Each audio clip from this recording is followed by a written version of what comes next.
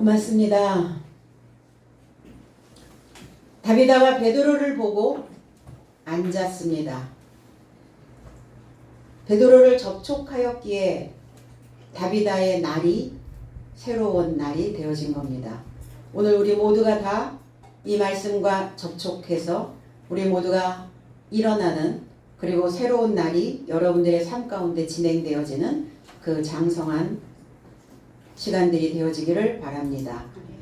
41절로 43절. 그러자 그가 그녀에게 손을 주어 그녀를 일으켜 세웠다. 성도 삶과 과부 삶을 불러 살아있는 그녀를 가까이 세웠다. 그러자 요파 전체로 조차 알게 되어 많은 삶이 주를 접촉하여 믿었더라. 그리하여 베드로는 요파 안에 어떤 무두장이 시몬 곁에서 넉넉한 날 삶을 머물게 되었더라 그랬어요. 베드로가 다비다에게 손을 내어주었다고요. 그냥 다비다가 일어나면 되는데 왜 손을 주었을까? 손은 어떤 영향력을 이야기하고 있습니다. 어떤 힘을 이야기하고 있어요. 그래서 우리는 이 손에 힘을 갖기를 원하죠. 모든 게 다 내 손 안에 있소이다.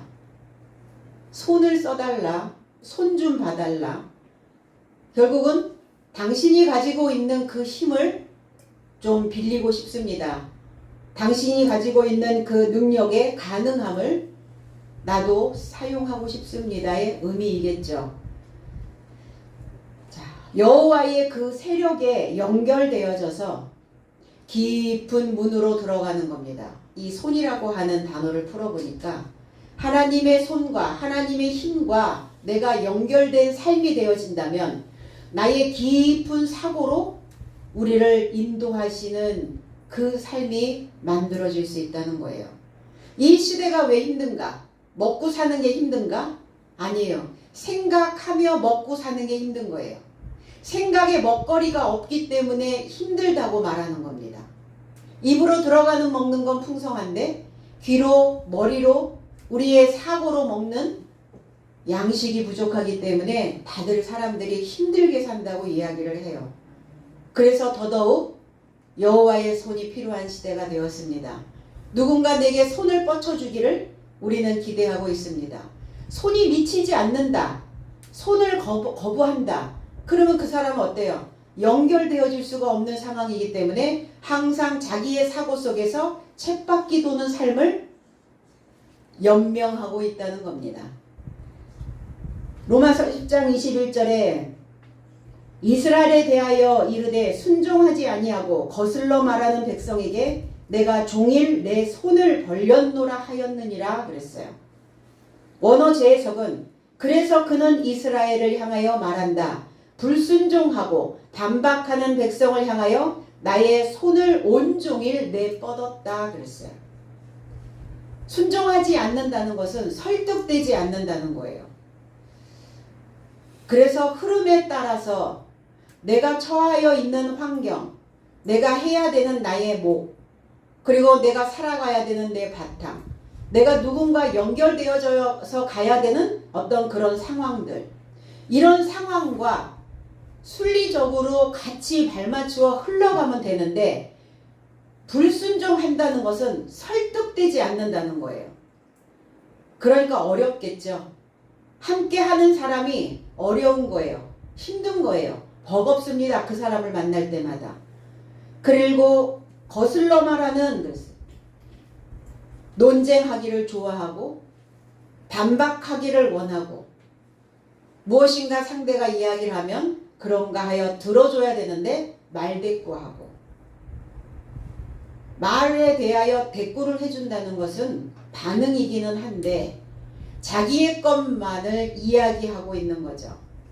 네가 그 생각을 할 수 있었고 나도 이런 생각을 할 수 있어 라고 하면 좋죠. 그런데 거슬린다는 건 반대적 성향을 갖고 있는 거예요. 그러니까 그런 사람들은 항상 어때요? 자기의 세계 속에서만 움직이죠. 자기가 만들어 놓은 우주 관안에 갇혀버리는 겁니다. 많은 별이 있고 많은 사람들이 있고 많은 천체가 돌아감에도 불구하고 그의 우주는 돌아가지 않는 겁니다. 손을 벌렸다. 손을 날리는 거예요. 그럼 뭐 손을 들어 때렸단 말인가? 여호와께서 그에게 손을 펼쳤다는 것은, 하나님께서 손을 뻗쳐냈다는 것은 그게 아니라 하나님의 능력이, 하나님의 법이, 하나님의 정죄가, 하나님의 심판이 그의 삶에 늘 뻗쳐 있는 겁니다. 뭔가 그 삶에 좋은 영향이 뻗쳐져 있어야 되는데 늘 스스로 판결받아야 되는, 무엇인가 자기 자신을 정죄해야 되는, 그리고 자기의 힘의 논리 안에 머물러 있는 이러한 삶은 늘 하나님의 법이 그를 향하여 뻗쳐 있어야 된다는 거예요. 그럼 그의 하나님의 법을 무엇으로 뻗치게 할 것인가? 입을 통해서, 내 혀를 통해서 그의 삶에게 손이 날아가야 되겠죠. 이사야 65장 2절에 인용된 말씀입니다. 내가 종일 손을 펴서 자기 생각을 따라 옳지 않은 길을 걸어가는 패역한 백성들을 불렀나니 그랬어요. 그래서 그 백성들이 손을 뻗치신 것은, 손을 펴신 이유는 그 백성들이 자기 생각을 따라 옳지 않은 길을 걸어가기 때문이에요. 자기 생각을 따라간다는 것은 자기 생각을, 잘못된 생각을 직조하고 있다는 거예요. 잘못된 판단을 하고 있다는 겁니다. 자기의 우주 공간 안에, 자기의 블랙홀 안에 갇혀있는 그 생각으로 맨날 직조해서 생각을 만들어내니까 그 생각이 어떻겠어요? 깜깜할 거 아닙니까? 보이지 않지 않아요. 다른 사람과 한 올 한 올 짜여져야 되는데 자기 생각만을 엮어서 직조하고 있는 자를 잘못 가고 있다라고 표현합니다. 자기 생각을 따라 옳지 않는 길을 가고 있는 자들의 모습을 이렇게 표현했어요. 그래서 손을 뻗치신 이유는 뭐냐? 그 생각들을 부수기 위해서, 산산조각 내기 위함이라는 거예요. 그러니까 결국은 가르치는 선생의 모습이죠. 가르치는 선생님들은 어때요? 손을 뻗치죠. 손을 뻗죠. 좀 부족한 학생들에게 손이 다 가죠. 쟤는 참 손이 많이 가는 학생이야. 손이 많이 가는 사람도 있어요. 그러니까 뭐 하셔야 돼요? 항상 뻗쳐 있어야 된다고요. 무엇이? 입에 교훈이, 가르치는 선생의 그 입이 되어져서 그의 머리에 생각된 것들을 그의 사고 속에 늘 발명되어지고 있는 그 생각들을 흩어버리시기 위함이라는 겁니다. 늘 머릿속에 좋은 발명이 생기면 좋은데, 하나님의 것이 늘 발명품으로 만들어지면 좋은데, 사람과 함께 어우러서 흘러가야 되는 그 생각들이 발명품이 되어져 나오면 좋은데, 늘 자기의 공간 안에 갇혀있는 그 생각을 늘 발명하고 있다는 겁니다. 그리스도 예수도 오셔서 하셨던 이유가 가르치시는 사역이었어요. 그 백성들에게, 성도들에게 항상 손을 뻘쳐놓고 계셨다는 겁니다. 파견된 자의 사명을 감당하고 있는 모습이에요. 오늘 베드로 사도가 다비다에게 손을 뻗었다는 것은 자기의 사명을, 자기의 사역을 지금 다 하고 있는 모습이라는 겁니다. 손을 내밀었어요. 넘겨주고 있다는 겁니다. 베드로의 날을, 베드로가 가지고 있는 그 힘을, 베드로가 가지고 있는 그 세력을 다비다에게 지금 주고 있는 겁니다. 계시록 21장 6절로 7절에 또 내게 말씀하시되 이루었도다. 나는 알파와 오메가요 처음과 마지막이라. 내가 생명수 샘물을 목마른 자에게 값없이 주리니 이기는 자는 이것들을 상속받으리라. 나는 그의 하나님이 되고 그는 내 아들이 되리라 그랬어요. 생명샘물을 그들에게 넘겨주고 계시는 거예요. 원어제 해석은 그리고 내게 언급하셨다. 나는 알파와 오메가 시작과 완성이 되었도다. 나는 목마른 자에게 살아있는 물샘에서 선물로 넘겨줄 것이다. 값없이 주시는 게 아니에요. 무가치하게 주시는 것이 아니라 이유 없이 주시겠다는 거예요. 선물을 주실 때 어때요? 무슨 이유가 있나요? 아, 내가 그 사람을 생각하니까 고마워. 그러니까 그냥 고마움에 어떤 것 그냥 이유 없이 그냥 주신 거예요. 근데 선물을 주셨는데 그냥 주신 게 아니라 넘겨주셨다고요. 넘겨주려면 내가 반드시 갖고 있어야만 되는 겁니다. 내가 갖고 있지 않은 것을 넘겨줄 수는 없잖아요. 그러니까 나도 은택을 입고 내가 그 넘겨준 그 사도 은택을 받을 수 있도록 생명샘 물샘에서 선물로 넘겨줄 것이다. 누구에게? 이기는 자는 모든 삶을 상속할 것이다. 그리고 저에게 하나님으로 있을 것이고 저는 나에게 아들로 있을 것이다. 누구에게 넘겨주시냐고요? 패자에게는 넘겨주실 수가 없어요. 승자에게만 주시는 거예요. 이기는 자. 아, 이길 수 있도록 넘겨주시라고요? 그렇게 안 하신다니까요. 하나님은 장사 그렇게 안 하신다고. 이긴 자에게만 넘겨주시는 거예요. 왜? 승산이 없는 싸움 안 하시겠다는 거죠. 그래서 넘겨받은 자는 그 넘겨받은 그리고 하나님을 상속받은 자는 하나님의 아들이 되어지는 겁니다. 하나님처럼 사는 거예요. 하늘이 돼서 사는 겁니다. 하늘이 되기를 원하죠. 사람들은. 태어날 때는 아래서 태어났는데 살아가면서 사람들은 위로 올라가기를 원해요. 바닥 인생이 아니라 꼭대기에 있는 우두머리, 두목이 되길 원하잖아요. 그래서 배우는 거고 그래서 교훈을 받아들이는 겁니다. 그러니까 손과 연결되어져서 그가 접촉하여 연결되어져서 무엇인가를 받아들이지 않고 있다면 넘겨줄 수도 없고 넘겨받지도 못한다는 겁니다. 그러면 그 인생은 어떻게 되겠어요? 늘 아래에서 허우적거리고 사는 거예요. 자기 생각이 얼마나 깊겠어요? 인간의 생각이 깊으면 얼마나 깊겠어요? 가지고 있는 교훈이 얼만큼 깊고 넓고 높아서 그것으로 자기 자신을 또 다른 삶의 패턴으로 만들어낼 수 있겠냐는 거예요. 나는 알파요 그랬어요. 헬라어 첫자가 알파, 알파벳 첫자 알파요. 그러면 이 알파의 의미는 뭐냐? 처음의 의미도 있고 시작의 의미도 있지만 연합의 의미라는 겁니다. 나는 연합이요 이랬어요. 연합되어 가셔야죠. 그래서 연합돼야 오메가까지 갈 수 있다는 거예요. 오메가가 뭐냐? 마지막입니다. 종국입니다. 결론입니다. 완성되는 것입니다. 연합되지 않는데 그 인생은 그래서 어떻게? 미완성으로 종결짓겠죠. 미완성. 그리고 처음이요, 나중이요. 처음, 머리요, 그 다음에 완성이요. 무엇으로 완성하신다는 거예요? 나와 연합되어진 자는 마지막까지 너의 머리가 완성되게 하신다는 거예요.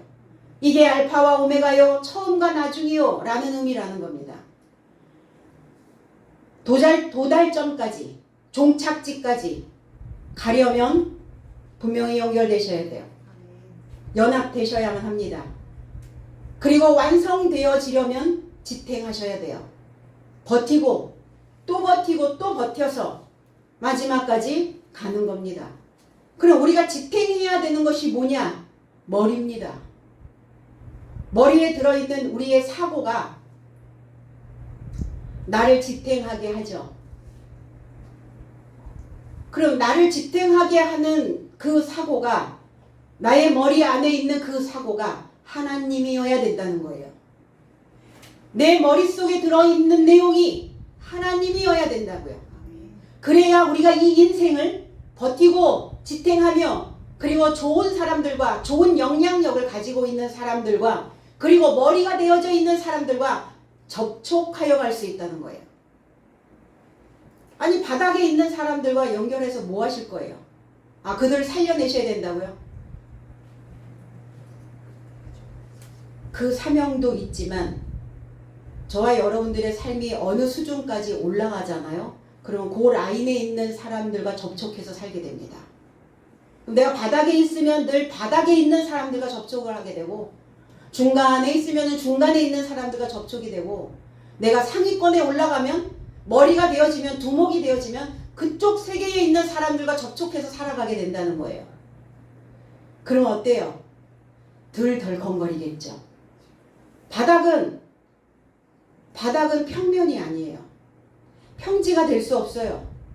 평탄한 길이 될 수 없어요. 바닥에 있는 인생들은 항상 가다 보면 도로 포장이 잘 되어 있는가 하고 가다 보면 또 비포장 도로가 또 나오기도 하고 움푹 패이기도 하고 또 땅이 꺼져서 바닥으로 쏟아지기도 하고.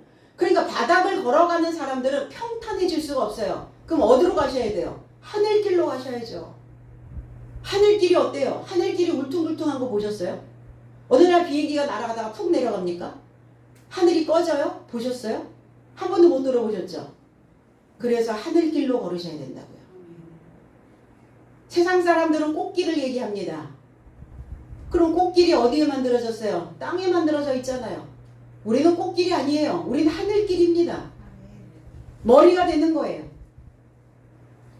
그래서 저와 여러분들의 생각이 하나님이 내 머리에 앉을 수 있도록 높은 사고, 하나님의 보좌가 될 수 있도록 내 머리를 지탱해야, 그래야 우리의 삶은, 나라고 하는 그 작품은 완성되어질 수 있다는 겁니다. 누구에게만 주시는가? 목마른 자에게요. 갈급한 자에게, 갈증나는 자에게 샘을 파신다는 거예요. 그래서 목마른 놈이 샘 판다 이러잖아요. 그럼 우리는 하나님에 대하여 목말라 본 적이 있냐는 거예요. 목말라 보지 않았기 때문에 샘을 파지 않아요. 그러면 샘을 판다는 것은 하나님에 대하여 목말라 있어야 우리는 성경을 연구하고 깊이 있는 성경의 메시지를 듣게 되어진다는 겁니다. 왜? 성경은 영적 하나님이시기 때문이다.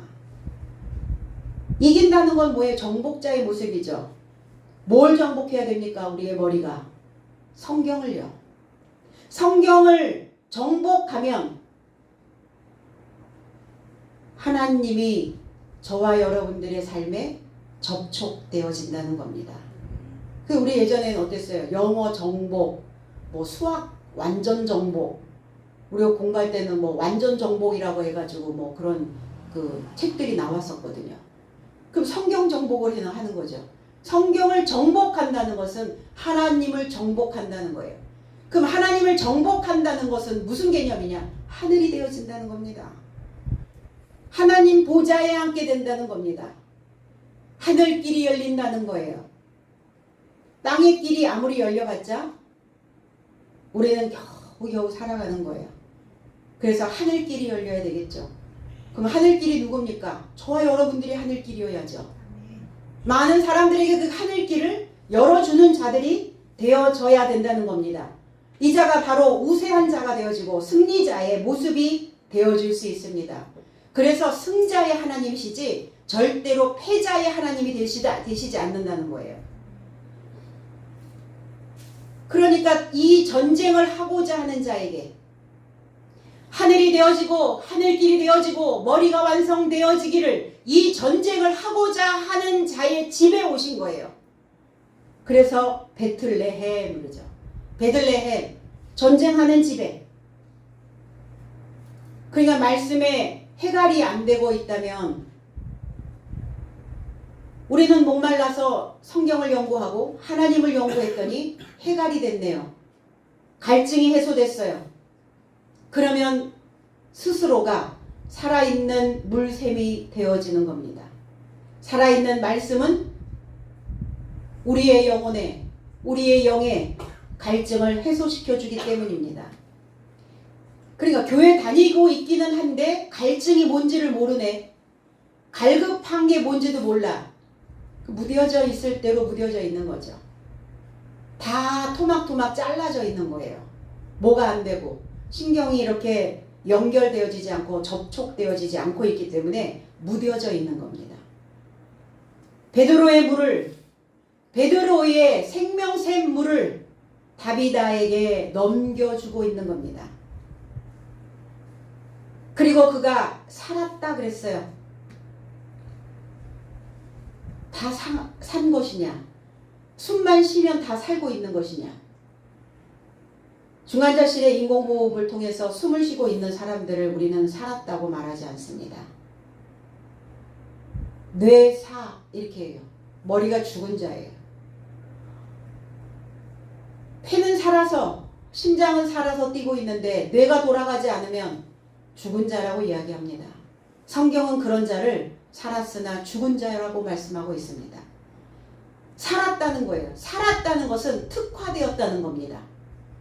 우리는 이 세상을 어떻게 살아야 되는가? 특화 생존. 특화 생존이라고 하는 것은 특화돼야 살아남을 수 있다는 거예요. 보편적인 것 괜찮은 것보다는 보편적이고 일반적이고 그냥 다 열면 다 알 법한 그런 것을 가지고는 생존할 수가 없다는 거예요. 우리가 제품을 만드는 것도 그렇지 않나요? 음식을 만드는 사람도 그렇지 않나요? 뭔가 이렇게 특화된 것들을 찾고 개발하게 된다는 거죠. 그러면 우리도 특화 생존이 되어져야 돼요. 내 삶에서 무엇인가? 확실한 무엇인가가 선택된 무엇인가가 만들어져야 된다는 겁니다. 그러면 특화된 것이 뭐겠어요? 인간들에게 특화된 것이 뭐겠어요? 신앙입니다. 믿음입니다. 그래서 신앙의 특화는 이제 차별화의 포인트가 되어지는 겁니다. 생존의 조건이 만들어지는 거예요. 그럼 죽느냐 사느냐의 문제거든요. 이 말씀을 우리가 듣는다는 거. 그 말씀을 어떻게 봐야 되는 거예요? 말씀을 어떻게 연구해야 됩니까? 그 핀셋으로. 뭘 우리가 골라내기 위해서 그 핀셋으로 하나하나 이렇게 하나씩 시로라기 같은 그 하나씩을 다 이렇게 끄집어내듯이 우리가 그 말씀으로 이 그 핀셋으로 말씀의 특성을 골라내고 그리고 현미경으로 하나님의 원하시는 것을 찾아내서 그 다음에 낚싯대로 이 말씀 하나하나를 건져 올려야 우리는 특화 생존의 믿음이 만들어질 수 있다는 겁니다. 요한복음 5장 25절에 진실로 진실로 너에게 이르노니 죽은 자들이 하나님의 아들의 음성을 들을 때가 오나니 곧 이때라. 듣는 자는 살아나리라. 들어야 살아난대요. 듣지 않으면 살아나지 않습니다. 사람의 말을 듣지 않아? 들어야 될 말을 당연히 들어야 될 말을 듣지 않는다? 죽은 자라는 거예요. 뭐가 죽었겠어요? 깜깜하다니까요. 생각이 깜깜한 곳에 갇혀 있는 겁니다. 언어제에서는 진실로 진실로 나는 너의 삶에게 말한다. 시점이 오고 있는 것이니 지금이다. 죽은 삶이 하나님 아들의 음성에게서 듣게 될 것이며 듣는 삶은 살아나게 될 것이기 때문이다. 그랬어요. 죽은 자를 살릴 수 있는 방법이 뭘까요? 구멍을 뚫는 겁니다. 깜깜하게 갇혀있는 그 블랙홀에 갇혀있는 그 곳에 뚫고 들어가는 거예요. 뭐가 뚫어야 돼요? 언어가 뚫어야 돼요. 말이 뚫고 지나가야 됩니다. 입 다물고 싶어져도 열어야 해요. 입술 움직이셔야죠. 이 혀와 접촉할 수 있도록. 그래서 그 생각들이 뚫어졌을 때 그는 살아나게 될 것이다. 다비다는 갈급했습니다. 갈증이었어요. 자기가 가지고 있는 그 샘에서 아무리 물을 퍼먹어도 해갈이 되지 않았어요. 내가 가지고 있는 그 지식으로 내가 아무리 먹어도 어느 시점이 되면 메말라 있다라는 것을 발견하고 있는 자는 그는 살아남을 수 있습니다. 그런데 내가 가지고 있는 것으로 나는 세상을 살기에 충분해. 나는 더 이상 어떤 것이 필요하지 않아. 어떤 사람의 것도 공부도 교육도 교훈도 필요치 않아 라고 말하는 사람들은 살아남을 수가 없어요. 왜? 특화되지 않기 때문에. 베드로가 전하는 살아있는 접촉되어진 연결된 그 복음으로 인해서 오늘 새로운 말씀을 듣고 살아난 겁니다. 그럼 버전이 달라져야죠. 똑같은 패턴이면 그것을 듣고 살아날 수가 없잖아요. 버전, 기존의 프로그램, 기존의 시스템을 수정하거나 개선하여 완성하는 것을 버전이라고 말합니다. 성경은 새로운 버전이 나오고 있어요. 새로운 버전이 나오고 있는데 특화시키지 않는다는 거예요. 핀셋으로 단어 하나하나들을 꺼내서 그것을 현미경으로 보고 그 자세한 것들을, 자세한 내용들을, 하나님의 원뜻을 과연 그들에게 먹이고 있는가, 마시우고 입을 수 있도록 만들어주고 있는가. 오늘 베드로는 다비다에게 지금 그 사역을 감행하고 있는 겁니다. 욥바에 있는 사람들, 거기에 전체, 욥바 전체에 있는 사람들이 지금 믿고 있는 거예요. 접촉하여, 베드로와 접촉하여, 그 말씀과 접촉하여 살아나고 있는 겁니다. 고린도전서 5장 6절에 너희가 자랑하는 것이 옳지 아니하도다. 적은 누룩이 온 덩어리에 퍼지는 것을 알지 못하느냐. 원어제 해석은 너의 삶의 자랑이 좋지 않다. 적은 누룩이 전체 반죽 덩이를 발효시키는 것을 너의 삶은 알지 못한 것이냐. 저와 여러분들은 반죽 덩이, 저와 여러분들은 누룩, 나는 작은 누룩, 아주 적은 것, 보이지 않는 믿음, 겨자씨와 같은 믿음, 그것을 가지고 있다 할지라도 그거는 누룩과 같다는 거예요. 그 적은 누룩이 온 덩이에 퍼지는 것을, 욥바 전체를 발효시킨다는 것을 너희들은 알지 못하느냐. 그럼 우리 입에서 나가는 그 메시지는 누룩이라는 거예요. 교훈이라는 겁니다. 한마디 툭 던졌는데 발효가 되는 사람이 있고, 10마디를 던져도 발효되지 않는 사람들이 있어요. 그럼 발효되지 않는다는 것은 뭐예요? 살아있지 않다는 거예요. 그 교훈이 먹히지 않는 겁니다. 부풀어 올라야 되는데 생각이 딱 붙어 있다가 이게 좀 이렇게 부풀어 올라야 되는데, 그래서 공간이, 그 반죽을 하면은 어때요? 빵을 만드는 사람들은 그 층층이 결을 만들죠. 결을 만들어서 빵이 딱 붙어서 딱딱하게 굳어지지 않도록. 그러니까 결이 만들어지지 않으니까 어때요?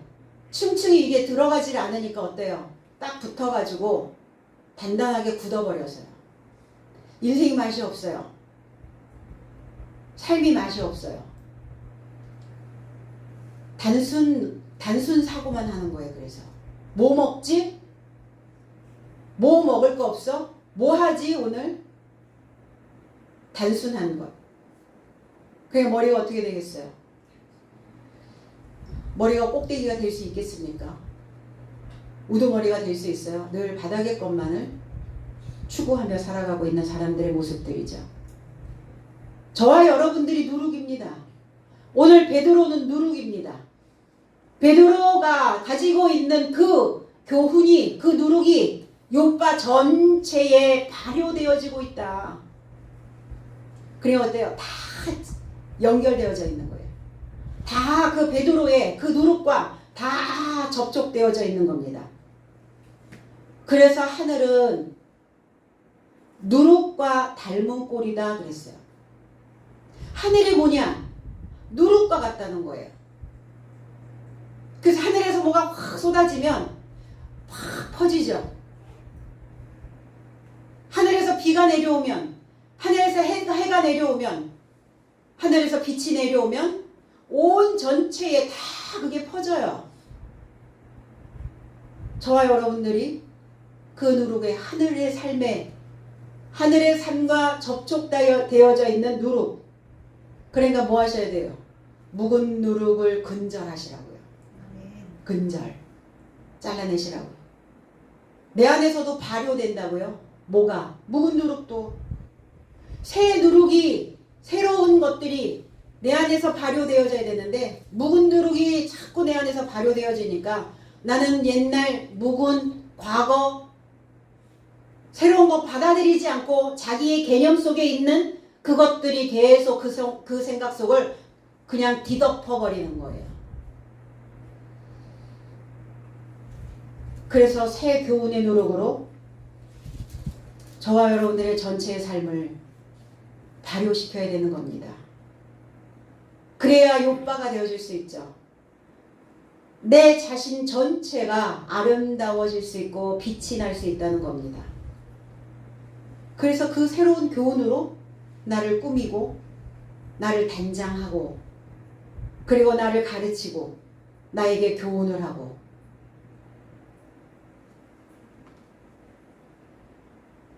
이제 욥바에 있는 사람들이 잘 알고 주를 믿더라. 잘 알았어 이제. 그전에는 그럼 알지 못했다는 거죠. 알았다. 이해했다. 이해했어 이제. 분석이 됐다는 거예요. 어떤 복잡한 현상을 다양한 각도로 풀어서 논리적으로 그 말씀을 해명해냈다는 겁니다. 말씀 하나하나를 절 하나하나들을 나누고 쪼개서 이 분석이라는 게 나눌 뿐 쪼갤 석자거든요. 우리가 그래서 어떤 연구를 할 때 분석을 하게 되잖아요. 통째로 그냥 두루뭉술하게 연구를 하는 것이 아니라 그 생각 하나하나들을 그 과제 하나하나들을 다 나누고 쪼개내는 거예요. 이 분석. 이제 욥바에 있는 사람들이 그리고 베드로가 분석하여 메시지를 주고 있는 겁니다. 알았다. 변화되기 시작했다고요. 달라지기 시작했습니다. 그래서 알자라고 하는 단어는 그노스토스, 분석하다, 알아차리다, 알고자라고 하는 의미는 기노마이, 시작하다, 되기 시작하다. 뭐가 되기 시작했다는 거예요? 믿음 생활이 되기 시작했어요. 이제 신앙 생활이 되어지기 시작했다고요. 그러면 그 전까지는 모르고 신앙 생활 했다니까? 못 모르고 한 거예요. 그냥 하나님 계신다니까 저 어디 하늘에 어디 계셨나 보다, 말씀 읽을 수 있으니까 이게 말씀인가 보다라고 생각했는데 이 말씀이 이제 분석되기 시작하고 이해되어지기 시작했어요.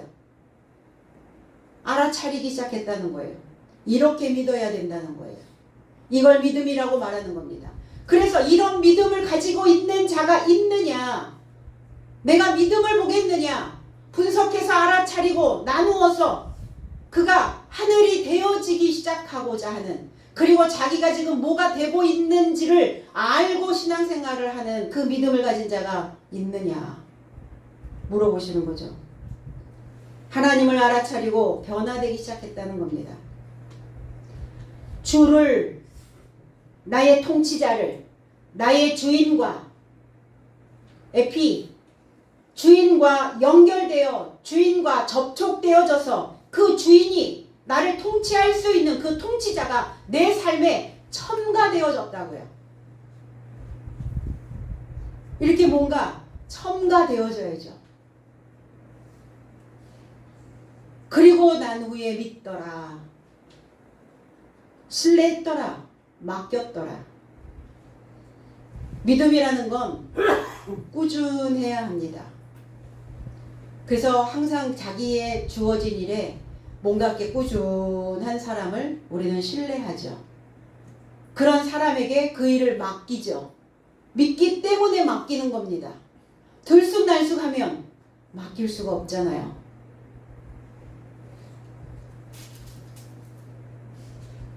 그리고 베드로는 여러 날 그랬어요. 여러 날 시몬 피장이 집에 유하더라. 유한다는 건 거기에서 해야 될 뭔가가, 새로운 어떤 것들이 있기 때문에 거주하는 겁니다. 여러 날이 하카노스라고 하는 단어인데 그냥 여러 날이 지나간 거 아니에요. 그러면 며칠째 이렇게 되지 않고 5일째 이렇게 안 하고 왜 여러 날이라고 했을까? 넉넉한 날이라는 거예요. 유능한 날이에요. 충족되고자 하는 날이라는 거예요. 그러니까 베드로도 사역을 하면서 막 나누어 줄 거 아닙니까? 그러면 어때요?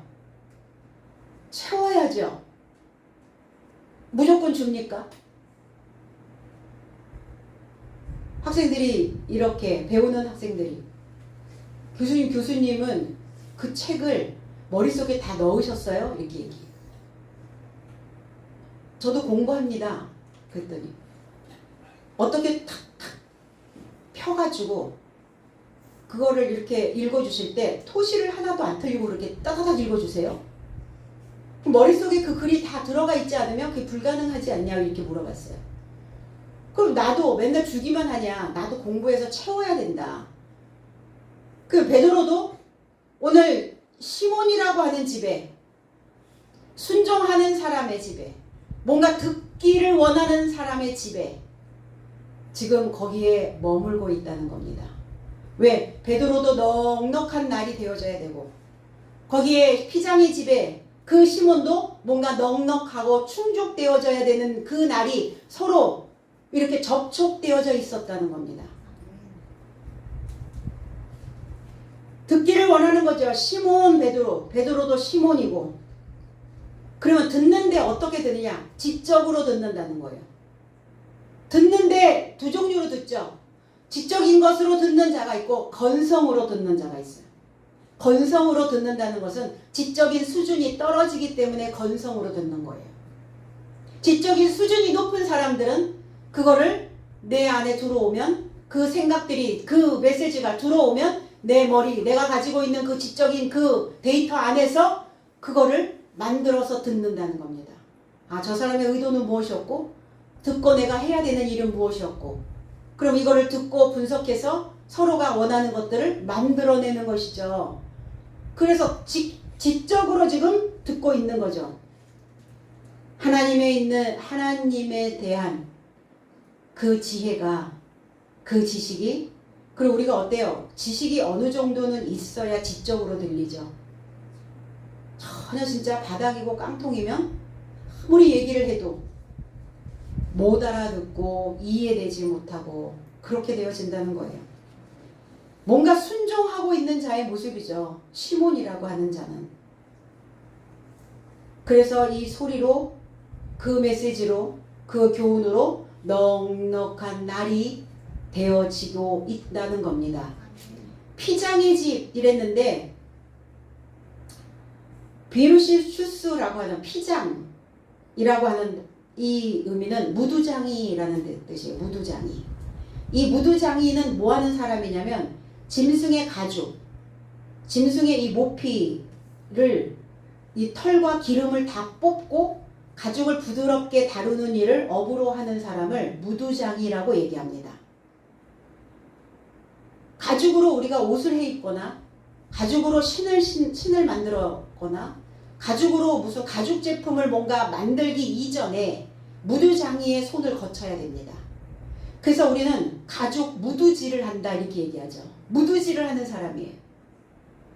그러면 단순히 짐승의 가죽을 벗겨서 털을 뽑고 기름을 뽑고 가죽을 부드럽게 하는 그러한 일만 하는 사람이냐? 제사장이라는 거예요. 다섯째 날의 제사장. 구약적 사고를 가지고 있는 제사장의 역할입니다. 예전에 우리나라에 백정이 있었죠. 백정. 그 백정이 하는 일이 그 소를 잡아서 하늘에 그 혼을 올리는 제사를 드리는 사람. 그 백정이 단순하게 소를 잡고 털을 뽑고 가죽을 분리해서 고기 덩어리를 파는 그러한 사람의 모습이 아니라 그 짐승에게서 가죽과 털과 이 기름과 고기를 다 나누어서 이 짐승의 혼이 하늘에 도달할 수 있도록 제사를 지내는 제사장이었다는 거예요. 그런데 나라와 전쟁이 일어나잖아요. 그러면 나라가 전쟁을 일으키면 제일 먼저 끌어내리는 사람이 누구냐면 왕족들. 그리고 제사장급에 있는 사람들. 그러니까 위에 머리 되어져 있는 사람들, 그들을 바닥으로 끌어내려요. 그들의 혈통이나 그들의 그 가문을 완전히 그냥 바닥으로 끌어내려요. 왜? 다시는 그들의 교훈이나 그들의 가르침이 그 백성들에게 영향을 주지 않도록 천민으로 만들어버리는 그런 상황이 있었어요, 우리나라에도. 그러니까 이 전쟁을 치르면서 사실은 이 백정이 천민이 아니라 제사장급이었는데 그게 바닥으로 내려간 그런 상황이 벌어진 거죠. 그러니까 그가 가지고 있는 혈통이나 그가 가지고 있는 이 직위, 이런 것들이 다 박탈되어져 버린 거예요. 오늘 이 무두장이도 짐승 같은 인간들을 무두질하고 있는 겁니다. 짐승 같은 인간. 그래서 그 원피를 물로 씻고 그 기름 덩어리와 그 살 조각들을 다 제거해서 하나님의 사용 목적에 따라 알맞게 만들어 놓는 그 일을 하는 사람이에요. 그걸 무두질. 그래서 쇠 가죽을 무두질해서 북을 만들죠. 무두질을 잘못하면 어떻게 되죠? 표면이 거칠거칠하죠. 매끄럽지가 않아요. 뭐가 거슬거슬 한단 말이에요. 저 사람 참 거슬려. 무두질이 덜 된 사람입니다. 뭐 하셔야 돼요? 무두질 하셔야죠. 응? 강화 무두질이 있어요. 그 무두질을 하는데 강화시켜서 하는 무두질. 그 이 강화 무두질이 돼야 그때 그 무두질, 강화해서 무두질 만든 것을 꽃신을 만듭니다. 신부들의 꽃신. 그래야 표면이 아주 매끄럽게 비단결처럼 매끄러워야 거기에다가 술을 놓아도 수가 울퉁불퉁 튀어나오지 않아요. 수가 쫙 먹는 거예요. 좀 그랬으면 좋겠어요, 우리도. 그쵸? 오늘 무두질 하시고 말씀으로 여러분들의 마음에 수 놓으셔서 그 예쁜 꽃가신 신으시고 이제 새 날들을, 그리고 새로운 세상을, 그리고 새로운 사람들과, 그리고 하나님과 접촉해서 여러분들이 그 꽃신을 신으시고 하늘길을 밟으시기를 바랍니다. 복음 전파자의 모습이죠. 그래서 시몬 베드로도 무두장이 집에서 뭔가 혹시 하나님이 거슬려 하시는 부분들이 있지 아니한가 점검받는 거예요. 또 깎아내고 또 다듬어내고, 그래서 아름답게 수놓은 그 복음의 신발을 신고 예수 그리스도의 기름으로 넉넉한 날 삶을, 그리고 충족된 그 날 삶을 지금 시몬 무두장이의 집에서 거주하고 있는 겁니다. 누구와 함께? 듣기를 소망하고 있는 자가 함께. 그냥 우리도 뭔가를 줄 때 그렇지 않나요? 내가 말을 주는 것도, 내가 교훈을 주는 것도 듣고 싶어 하는 사람에게 더 많이 주게 되죠. 그렇게 되겠죠. 듣고 싶어 하지 않는 자에게 줘봤자 소용없어 라고 입의 문을 닫아버리는 상황도 벌어지죠. 뭔가 주면 고마워하고 감사해하고 그래야 되는데 뭐 당연히 주는 건가 보다. 그래서 우리가 때로는이 아니라 저와 여러분들의 삶이 넉넉해지고 충만해지고 풍성해지고 기름질려면 리액션을 잘 하셔야 돼요. 그 리액션을 잘하는 사람에게 더 주고 싶지 않아요? 그쵸? 이런 걸 어떻게 준비하셨어요? 정말 갖고 싶었는데. 진짜요? 이런단 말이에요. 주는 사람도. 별거 아닌데 막 이래요. 별거 아닌 게 아닌 거죠. 저 이거 꼭 필요했어요. 너무 감사하다고. 그리고 생각날 거 아니에요. 뭘 사다가도. 그때 그 사람이 내가 이런 주는 거에 너무나 큰 기쁨과 감사를 내가 또 받거든요. 주면서 받아. 주면서 그 감사가, 그 감동이 또 그냥 몰려오게 된다는 거예요. 맨숭맨숭 하시지 말고, 돈 드는 것도 우리가 하고 사는 판국에 돈 안 드는 거 리액션 얼마나 해줄 수 있잖아요. 그 넉넉한 날이 되어지기 위해서는 표현하지 않은 것들을 내 바깥으로 자꾸 끄집어내는 겁니다. 그래야 주변이 좀 훈훈해지지 않겠어요? 근데 무두질이 덜 된 사람들은 못 꺼내내요. 꺼내놓지 못합니다. 왜? 꺼내 놓으려고 하면 턱 걸리거든요. 그 깎아내지 못한 것들이 거기에 자꾸 이거 걸리고 저거 걸리고 막 이게 걸붙이게 된단 말이에요. 생각들이. 훅 내뱉어야 되는데. 매끄러워야 되거든요. 생각들이. 거기에 유한다. 그 집에 유한다는 것은 구원이에요. 그를 그 삶에서 구약의 제사장의 삶에서 이제 베드로와 동급이 될 수 있는 사도로 제사장으로 만들고 있다는 겁니다. 요한복음 15장 4절로 5절에 내 안에 거하라 나도 너희 안에 거하리라. 가지가 포도나무에 붙어있지 아니하면 스스로 열매를 맺을 수 없음 같이 너희도 내 안에 있지 아니하면 그러하리라. 나는 포도나무요 너희는 가지라. 그가 내 안에 내가 그 안에 거하면 사람이 열매를 많이 맺나니 나를 떠나서는 너희가 아무것도 할 수 없습니다. 원어 재해석은 너의 삶은 내 안에 머물라. 나도 너의 삶 안에 머물겠다. 만일 가지가 포도나무 안에 머물지 않으면 자신으로부터 열매를 감당함이 불가능하다. 열매를 맺는 게 아니라 열매를 감당하는 게 불가능하대요. 너의 삶도 만일 내 안에 머물지 않는다면 이같이 불가능하다. 나는 포도나무요 너의 삶은 가지 삶이다. 내 안에 머무는 자는 나도 저 안에 머문다. 이 자는 많은 열매를 감당하게 된다. 나 없이는 아무것도 행함이 불가능하기 때문이다. 그랬어요. 어디에 머물러 있느냐예요. 우리의 발길이 어디에 머물러 있느냐. 내 생각이 내 마음의 중심이 내 삶의 태도가 어디에 머물러 있느냐예요. 어디에서 거주하고 있느냐예요. 항상 똑같은 생각 안에 거주하고 머물러 있다면 우리는 늘 그 타령을 하고 살겠죠. 새로운 타령이 들어와야 되는데 새로운 타령이 들어오지 않아요. 새로운 음이 들어와야 되는데 새로운 언어가 들어와야 되는데 새로운 음이 들어오질 않으니까 어때요? 늘 그 타령으로 살고 있는 거죠. 보면 답답한 거예요. 그래서 보면 안타까운 거예요.